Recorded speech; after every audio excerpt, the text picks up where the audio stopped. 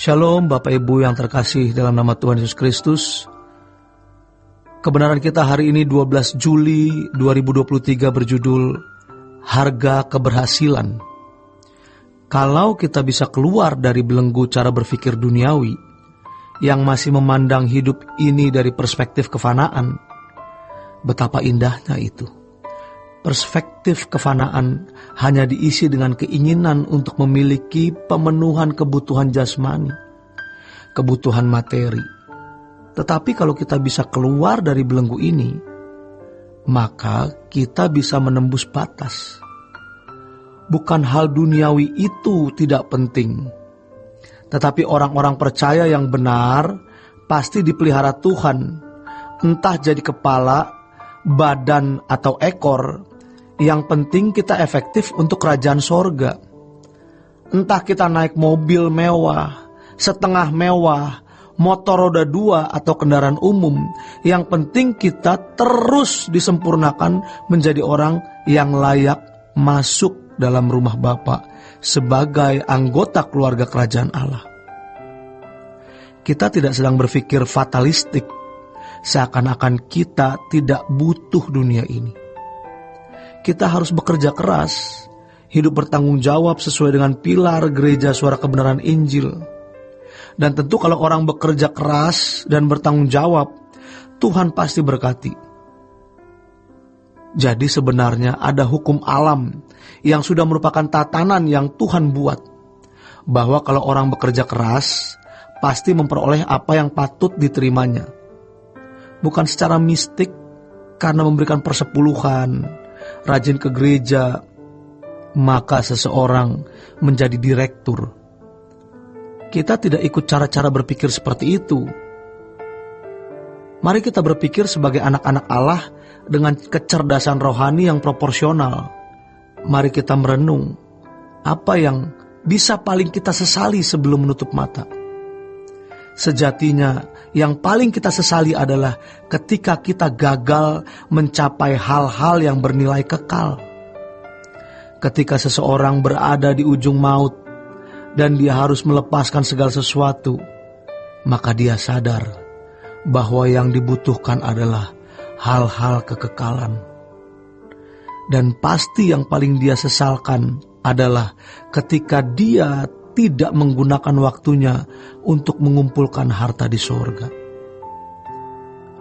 Tuhan mengingatkan satu hal, yaitu kalau kita mau berhasil, lihatlah tokoh-tokoh iman dalam Alkitab. Bagaimana dan berapa mereka membayar harga keberhasilannya.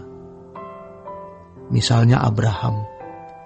Ia merupakan sosok manusia yang sukses, sehingga disebut sebagai bapak orang percaya. Ia tidak main-main. Kalau sampai disebut bapak orang percaya, itu pasti luar biasa.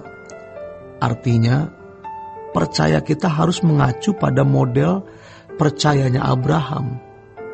Abraham disebut bapak orang percaya karena tindakannya. Apa yang dilakukan Abraham? Dia rela kehilangan apapun demi yang dipercayainya. Ini baru percaya yang benar. Bukankah Abraham disebut sebagai sahabat Allah? Sebagai orang percaya ketika ia mempersembahkan anaknya Ishak. Yuk kita renungkan betapa hebat pria satu ini. Pasti tidak ada sesuatu yang lebih disayangi Abraham selain Ishak. Ketika Allah meminta Abraham untuk mempersembahkan anaknya Ishak, tidak ada argumen di situ. Tidak ada tuh tawar-menawar dengan Tuhan.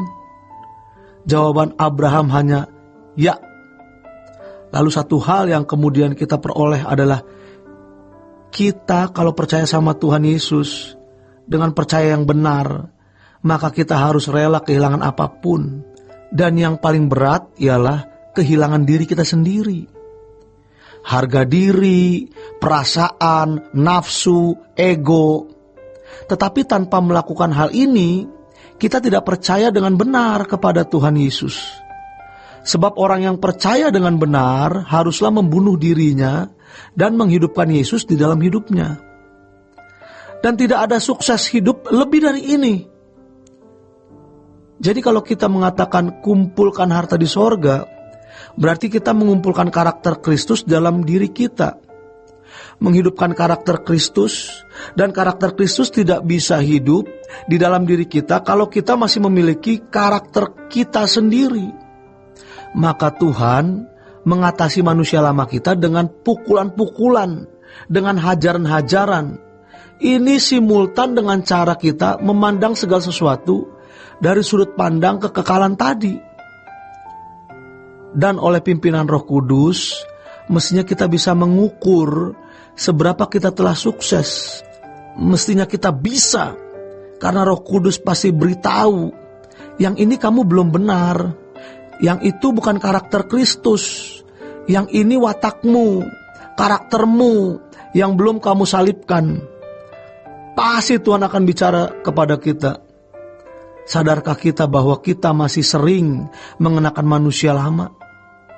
Dan kita sering kali tidak peduli hal itu. Setan menipu dengan mengatakan, tidak apa-apa, nanti aja kamu bertobat, sekarang lakukan dulu. Tidak apa-apa, kan masih ada waktu. Padahal semakin kita menunda, semakin kita terikat. Ataupun kalau nanti kita berhenti dari dosa itu, kita tidak sampai maksimal.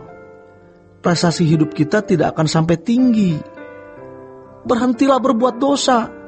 Jangan anggap remeh Tuhan. Jangan menunda pertobatan. Allah Bapa ingin kita berhasil dengan versi Tuhan. Jangan kita berpikir dengan pikiran manusia. Kita harus berpikir dengan pikiran ilahi. Demikian kebenaran kita hari ini.